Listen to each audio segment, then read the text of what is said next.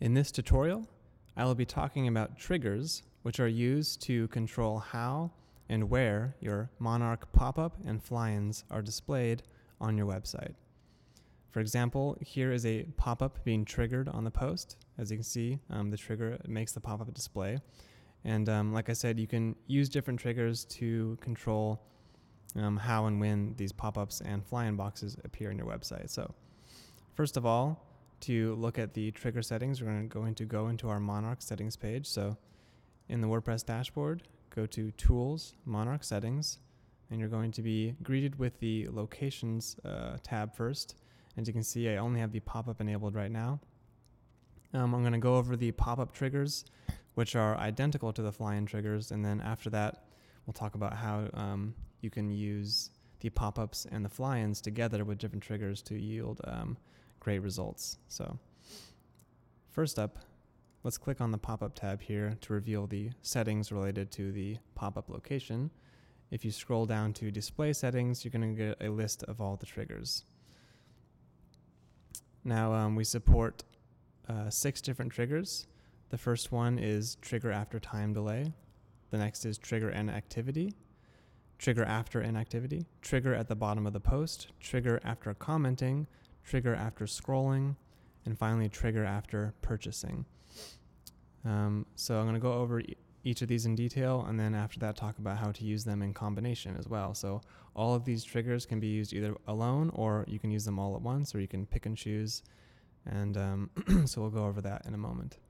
First of all, let's enable the trigger after time delay. What this does is once someone hits your page, kind of an invisible countdown starts.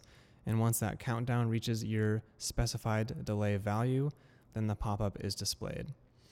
So for example, I'm going to set the delay value here to 5 seconds just for demo purposes, but you might want to adjust that accordingly. So let's just say someone has landed on your page, they started reading your post, they're engaged, they've been in your post reading it for a while, and so you know they're engaged, and therefore the pop-up is displayed after a certain amount of time.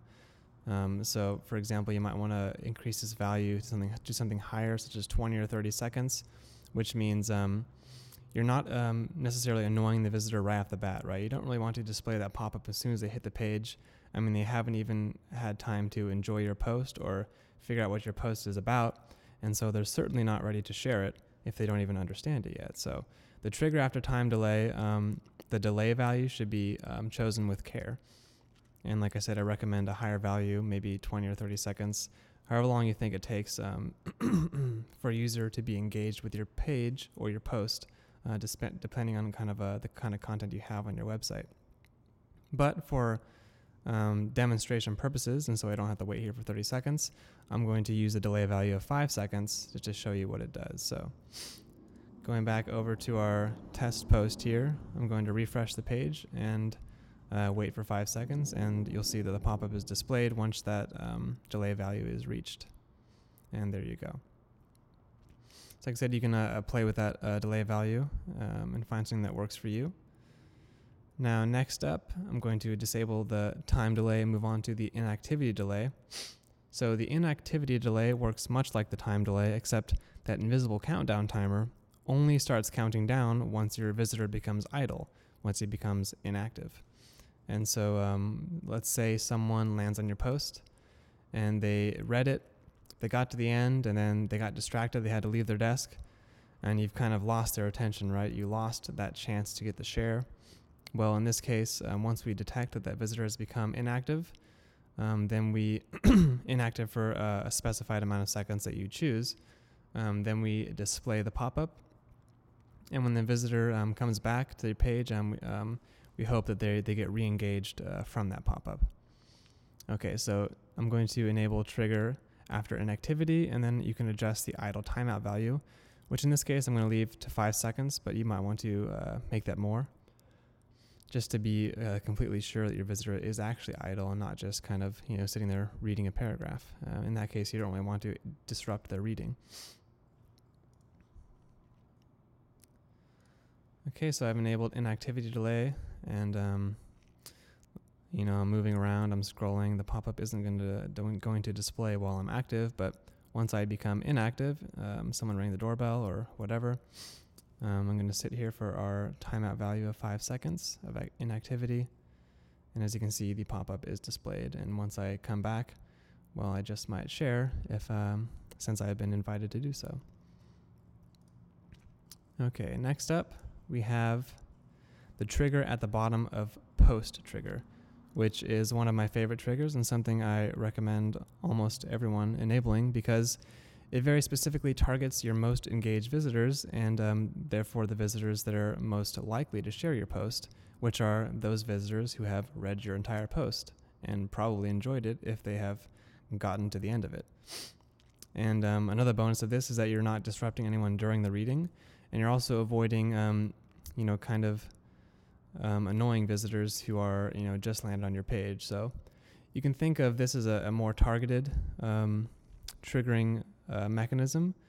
It's going to result in, less frustration for your visitors, although it is only going to be triggered for a smaller portion of your visitors.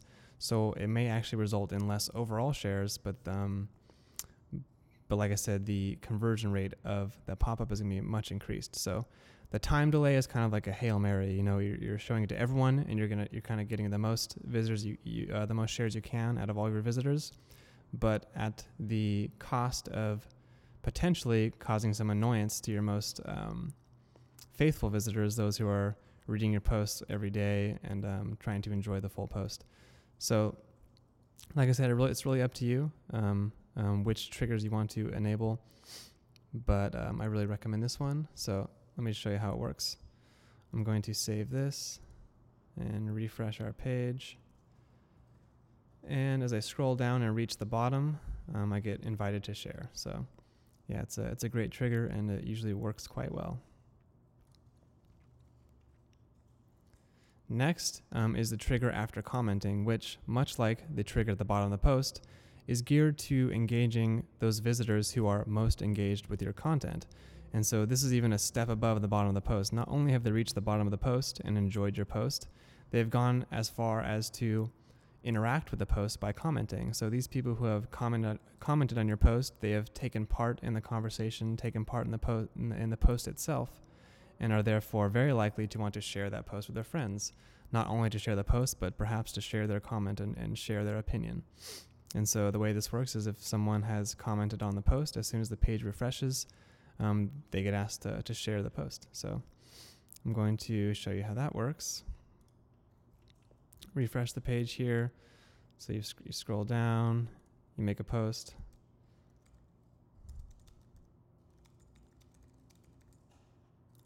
Submit the post, and boom, you get asked to share. So like I said, this converts really well, and it's also something that I recommend to just about anyone using the plugin. Next up is the trigger after scrolling, and the way this works is much like the trigger at the bottom of the post, except instead of us choosing the point at which the pop-up is displayed as you scroll, this lets you choose exactly where the pop-up is triggered based on a percentage. So once you enable trigger after scrolling, you can choose at which percent down the page the pop-up is displayed. So depending on the kind of content you have, you might have a specific page where this pop-up is being displayed, and there might be a specific point within the content of that page that you think visitors are most likely to share. Or maybe you want to, just for whatever reason, maybe you want to hit people at the very, very bottom of your page, or maybe you want to get them engaged at the beginning of the page. This is a great way to do that. So right now I've enabled trigger after scrolling, and then you can choose the percent down the page you'd like to use. I have it set to 50% down the page. And so let me show you how that works. And as you scroll down the page and reach 50%, the pop-up is going to show up.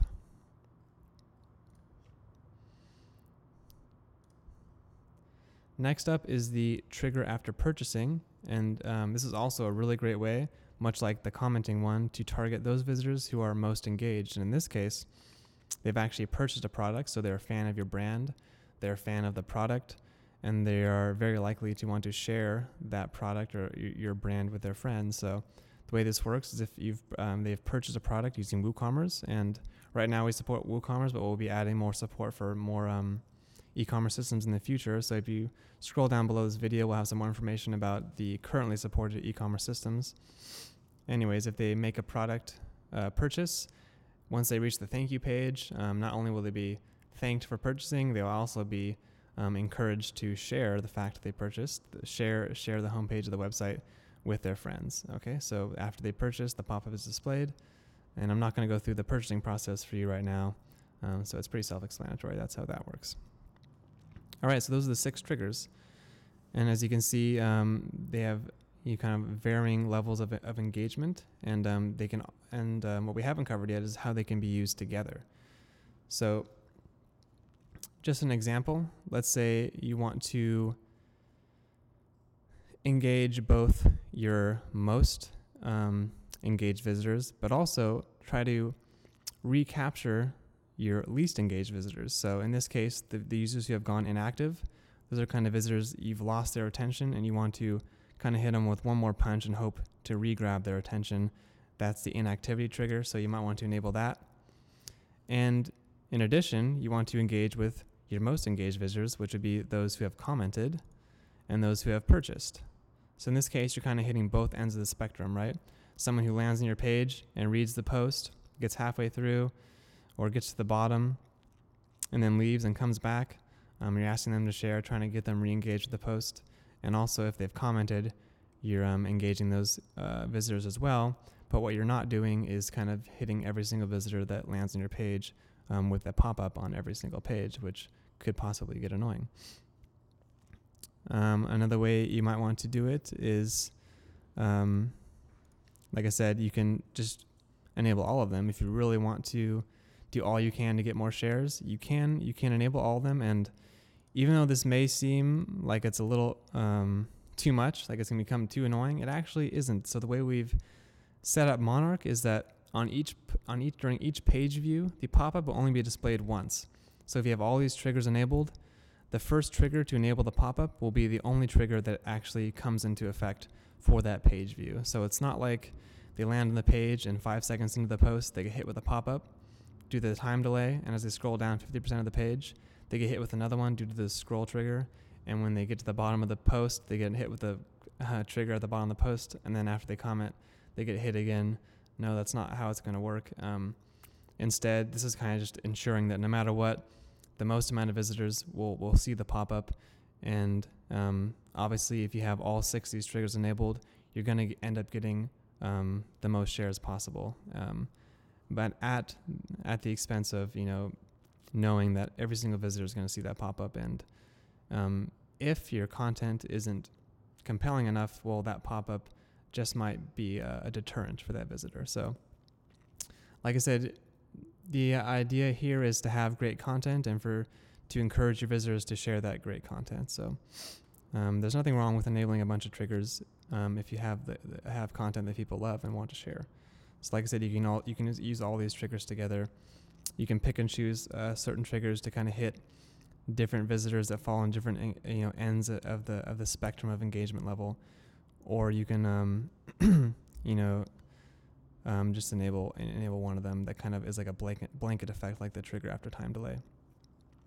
Okay, and in addition to kind of combining triggers within the pop-up itself, you can also kind of combine triggers with the Flyin as well, and kind of create this system of Flyins and pop-ups being used in different situations. So just to give you an example of what I've done on our blog, is I've kind of combined the Flyin and the pop-up, and I've used the Flyin with a time delay, so that almost every single visitor that's even a little bit engaged with our posts, so they've been on the post long enough to read something, they get shown the Flyin, which doesn't obstruct their reading of the post. So that's one important thing. The Flyin will not obstruct the reading of the post, which means it's a great candidate for the trigger after time delay. So you could combine a Flyin with a time delay trigger and use the pop-up after reaching the bottom of the post. So that's a great way to kind of combine the Flyin and the pop-up using 2 different triggers kind of understanding how the trigger, how the pop-up versus the Flyin affects the reading ability of the visitor on the page. So I'll go over that real quick. So I'm going to go back to our locations and enable the Flyin. We have both the Flyin and the pop-up enabled. So I'm going to go over to our Flyin settings, and I'm going to enable the trigger after time delay and disable the rest. So now the Flyin is going to be displayed after 5 seconds. And in addition, the pop-up will be displayed after commenting. So let me save those changes and go back to our post here and refresh. So now they've landed on the page. They've begun reading, and as they read, they get, this little Flyin that goes, oh, it reminds them that as they're reading, oh, I might want to share this when I'm done. And, so they close that. That's too bad. The first trigger might have failed in this situation, but that doesn't mean all is lost, because after they comment, they get reminded one more time with the pop-up. And so this is a great way to kind of combine two different locations using two different triggers, but not having them kind of like overlap and kind of compete with themselves during the reading of the post. And so so you can use these triggers creatively and in combination with each other. And so that's a basic overview of using triggers with Monarch.